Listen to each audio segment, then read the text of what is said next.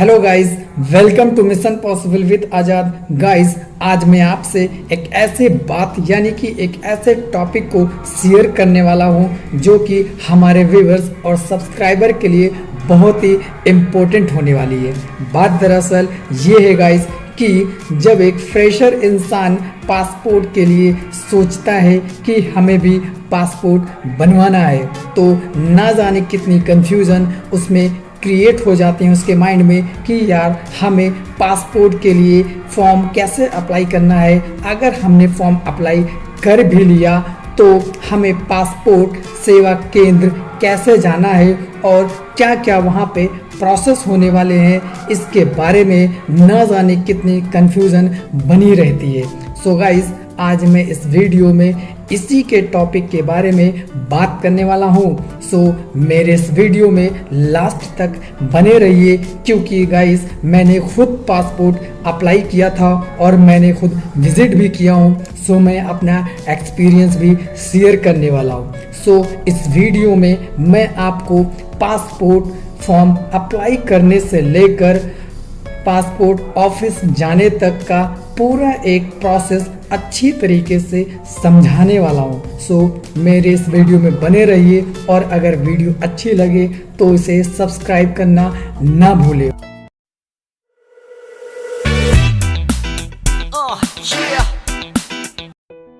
Hello guys, सो मैं video को start करता हूँ। मैं आपको बता दूँ कि जब आप पासपोर्ट के लिए सोचते हैं कि हमें पासपोर्ट बनवाना है, सो गाइस आपके माइंड में एक कंफ्यूजन आ जाती है कि सबसे पहला प्रोसेस क्या होगा। सो गाइस मैं आपको बता दूँ, सबसे पहला जो प्रोसेस होता है वो होता है पासपोर्ट फॉर्म को अप्लाई करना।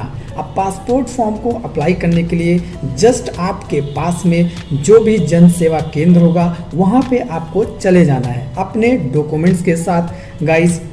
और जब आप वहाँ पे जाएंगे तो आपका पासपोर्ट के लिए फॉर्म को फिल कर दिया जाएगा, यानी वो जन सेवा केंद्र आपके पासपोर्ट फॉर्म को भर देगा।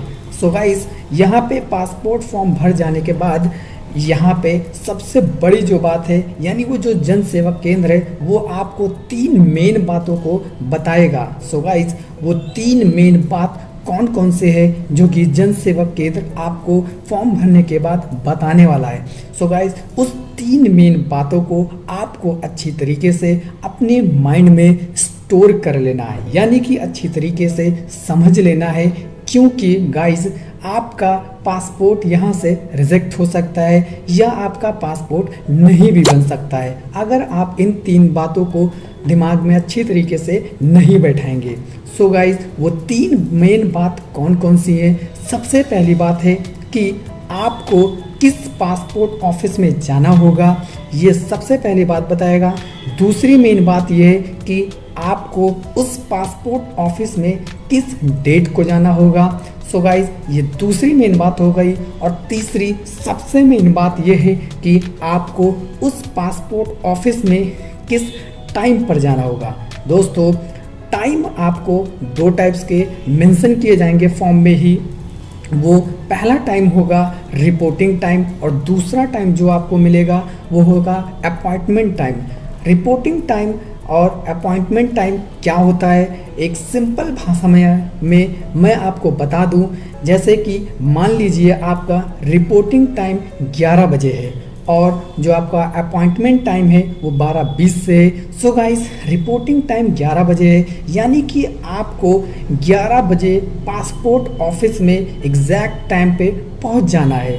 और जो 12:20 आपका अपॉइंटमेंट टाइम है, यानी कि 12:20 से पासपोर्ट ऑफिस में आपका जो मेन वर्किंग है यानी मेन प्रोसेस है वो स्टार्ट हो जाएगा। सो गाइस यहाँ पे ये हो गया पासपोर्ट फॉर्म भरने का सफ़र। उम्मीद है कि ये पासपोर्ट भरने का सफ़र आपको अच्छे से समझ में आ गया होगा। अगर नहीं आया तो मेरी इस वीडियो को रिपीट कर लीजिए, फिर से समझ में आ जाएगा। सो मैं अब चलता हूँ दूसरे यानी कि नेक्स्ट प्रोसेस पे, और वो नेक्स्ट प्रोसेस है पासपोर्ट ऑफिस। अब पासपोर्ट ऑफिस में क्या क्या होने वाला है मैं आपको एक आसान प्रोसेस में बताने वाला हूँ। So let's get start. Hello guys, so अब आपका यहाँ पर स्टार्ट होगा पासपोर्ट ऑफिस का सफ़र, क्योंकि मैंने पासपोर्ट फॉर्म भरने का सफ़र बता दिया है। अब यहाँ पर मैं बताऊँगा कि पासपोर्ट ऑफिस में क्या क्या होने वाला है। सो मेरे इस वीडियो में लास्ट तक बने रहिए गाइस। सबसे पहले जब आप पासपोर्ट ऑफिस जाते हैं तो वहाँ पे क्या क्या होने वाला है उसका मैं एक ओवरव्यू आपको देने वाला हूँ। फिर उसके बाद मैं स्टेप बाय स्टेप बताऊंगा। सो ओवरव्यू इस प्रकार का है कि मान लीजिए आप पासपोर्ट ऑफिस गए हैं तो वहाँ पर आपको 3 काउंटर पे फेस करना होगा, और वो 3 काउंटर पे जाने का जो प्रोसेस है वो इस तरीके का होगा कि सबसे पहले आप काउंटर ए पे जाएंगे, फिर काउंटर नंबर बी पे जाएंगे, फिर काउंटर नंबर पे सी पे जाना होगा।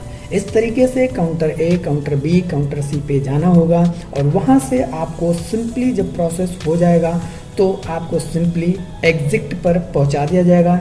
एग्जिट पर जाने के बाद आपको वहाँ पर एक फीडबैक फॉर्म फिल करना होगा। फीडबैक फॉर्म में कुछ नहीं है, सिंपली आपको वहाँ पे बताना है कि जो पासपोर्ट ऑफिस में एम्प्लॉय है उनका आपके साथ बिहेवियर क्या रहा, और वहाँ पे पासपोर्ट सेवा केंद्र में आपको कैसा आना लगा, यानी आपको कैसा वहाँ अच्छा लगा, उसके बारे में आपको फीडबैक देना है। और वो फीडबैक फॉर्म वहीं पे सबमिट हो जाएगा, यानी कि सबमिट होने के बाद आपको पासपोर्ट ऑफिस के बाहर निकल जाना है गाइस, और सिंपली इस तरीके से आपका पासपोर्ट ऑफिस का सफ़र पूरा हो जाता है और फिर आपका पासपोर्ट बनने के लिए रेडी हो जाता है। सो गाइस, मैं अब स्टार्ट करता हूँ स्टेप बाय स्टेप कि पासपोर्ट सेवा केंद्र यानी कि पासपोर्ट ऑफिस में आपको क्या करना होगा। गाइस, जब आप पासपोर्ट ऑफिस जाएंगे तो आपको वहाँ पर सिंपली अंदर एंटर करा लिया जाएगा। एंटर होने के बाद गाइस आप वहाँ पर जो हमने अभी आपको बताया काउंटर नंबर ए, बी और सी, उसके उन तीनों काउंटर से पहले आपको एक ऐसे काउंटर पे जाना होगा गाइस जहाँ पर आपके सारे डॉक्यूमेंट्स को एक सीक्वेंस में लगाकर स्टेपलर कर देगा, और वहाँ पर आपको सिंपली एक टोकन नंबर दिया जाएगा। अब टोकन नंबर लेने के बाद आपको एक केबिन में बैठा दिया जाएगा गाइस। अब यहाँ से आपके तीनों काउंटर का प्रोसेस स्टार्ट हो जाता है। काउंटर ए, काउंटर बी, काउंटर सी, फिर एग्जिट, फिर फीडबैक फॉर्म भरने, फिर उसके बाद निकल जाना है। सो अब मान लीजिए आप केबिन में आके बैठ गए हैं टोकन नंबर लेकर। वहाँ पे गाइस आपके सामने एक LCD शो होगा, यानी LCD चलती रहेगी। अब उस LCD में आपके टोकन नंबर शो होगा। मान लीजिए आपको जो टोकन नंबर दिया गया है वो N125 है। सो गाइस N125 है। अब काउंटर नंबर ए का शुरू होगा, फिर बी का, फिर सी का। तो मान लीजिए आपका टोकन नंबर N125 है, तो N125 के सामने काउंटर ए का कुछ इस तरीके से शो होगा कि आपको किस काउंटर पे जाना है। काउंटर नंबर ए पे जाना है तो काउंटर ए का A1, A2, A3 इस तरीके से सीक्वेंस होता है। तो मान लीजिए आपको काउंटर नंबर A2 मिला है गाइस, तो आपका जो टोकन नंबर N125 है उसके सामने शो हो जाएगा LCD में कि काउंटर नंबर A2, यानी कि आपको काउंटर नंबर A2 पे चले जाना है। सो गाइज, इस तरीके से आप जब काउंटर नंबर A2 पे जाएंगे तो वहाँ पर आपको उस डॉक्यूमेंट्स को शो करने होंगे, और फिर वो डॉक्यूमेंट्स को वेरिफिकेशन करने के बाद आपको सिंपली वो डॉक्यूमेंट्स वापस कर देगा गाइज। इसके बाद वो ये करेगा कि आपके लेफ्ट हैंड के और राइट हैंड के चारों फिंगरप्रिंट्स ले लेगा, उसके बाद दोनों थंब इम्प्रेशन ले लेगा, उसके बाद सिंपली वो एक DSLR से आपको एक फ़ोटो क्लिक कर लेगा। फ़ोटो लेने के बाद गाइस वहाँ से आपको वापस भेज देगा, यानी काउंटर नंबर ए का काम आपका ख़त्म हो चुका गाइस। उसके बाद आपको फिर उसी केबिन में आ जाना है। तो इस तरीके से आपका काउंटर नंबर ए का काम कंप्लीट हो जाता है गाइस। अब आपको फिर से उसी केबिन में बैठना होगा जहाँ पे आप पहले से बैठे थे। फिर क्या होगा, आपके काउंटर नंबर बी का काम अब स्टार्ट होगा गाइस। इसके लिए फिर से वही प्रोसेस होगा कि LCD में आपका जो टोकन नंबर है N125 उसके सामने सिंपली काउंटर नंबर बी का शुरू हो जाएगा कि आपका किस काउंटर पे जाना है। तो मान लीजिए काउंटर नंबर इस तरीके से होंगे B1, B2, B3, B4 etcetera, इसी तरीके से सीक्वेंस में होंगे। मान लीजिए आपको जो काउंटर नंबर दिया गया है वो B3 दिया गया है। B1 हो सकता है या B2 हो सकता है, मान लीजिए B3 दिया है, ठीक है। तो आपका जो टोकन नंबर है N125 उसके सामने काउंटर नंबर अब B3 शो हो गया है गाइस।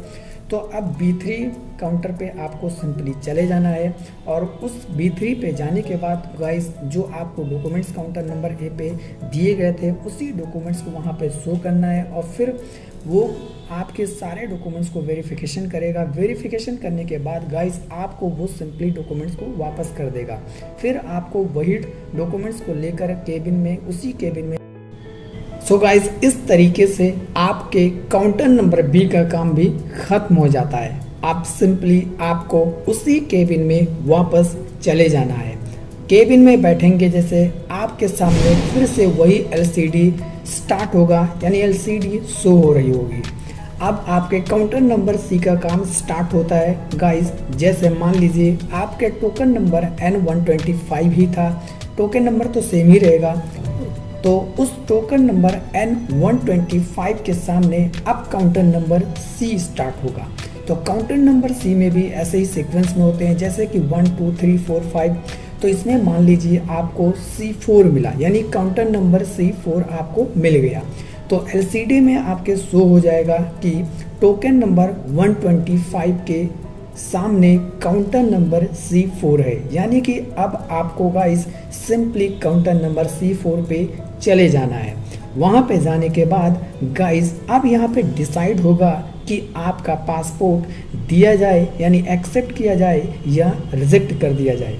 गाइस यहाँ पर भी आपको उसी डॉक्यूमेंट्स को दिखाने होंगे जहाँ आपने काउंटर नंबर A पे और B पे दिखाया था।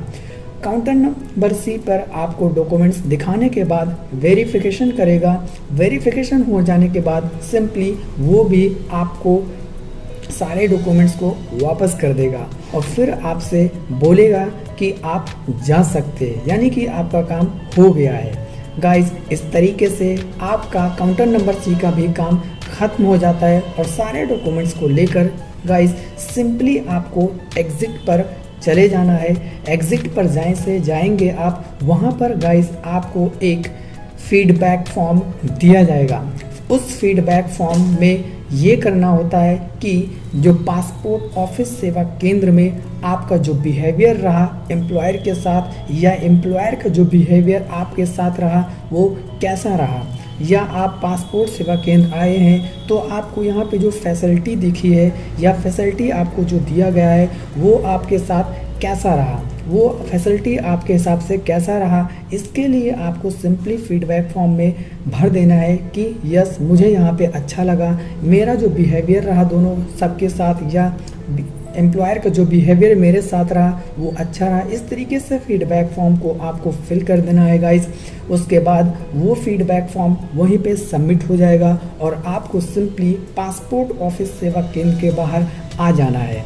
अब इस तरीके से आपका ये पासपोर्ट ऑफिस का सफ़र कंप्लीट हो जाता है। गाइस यकीन है, उम्मीद करता हूँ कि आपको ये वीडियो यानी पासपोर्ट फॉर्म भरने से लेकर पासपोर्ट ऑफिस तक का सफ़र जो है वो समझ में आया होगा। अगर नहीं समझ में आया है तो मेरे इस वीडियो को रिपीट कर लीजिए, यकीन मानिए बहुत अच्छी तरीके से आप समझ जाएंगे। तो इस तरीके से ये पासपोर्ट का काम ख़त्म होता है यहाँ पे, मतलब पासपोर्ट भरने से लेकर पासपोर्ट ऑफिस का काम ख़त्म हो जाता है। अब तीसरा जो मेन प्रोसेस है गाइस वो आपका होता है पुलिस वेरिफिकेशन। अब पुलिस वेरिफिकेशन कैसे होना है उसके लिए मैं गाइस अलग से एक वीडियो बना दूंगा अगर आप कहेंगे तो, क्योंकि ये वीडियो बहुत ही लंबी हो जाएगी गाइस, इसलिए मैं अब यहीं पे विदाई लेता हूँ। अगर गाइस ये वीडियो अच्छी लगी हो तो आपको ये हक बनता है कि इसे लाइक करें, सब्सक्राइब करें और शेयर करना ना भूलें।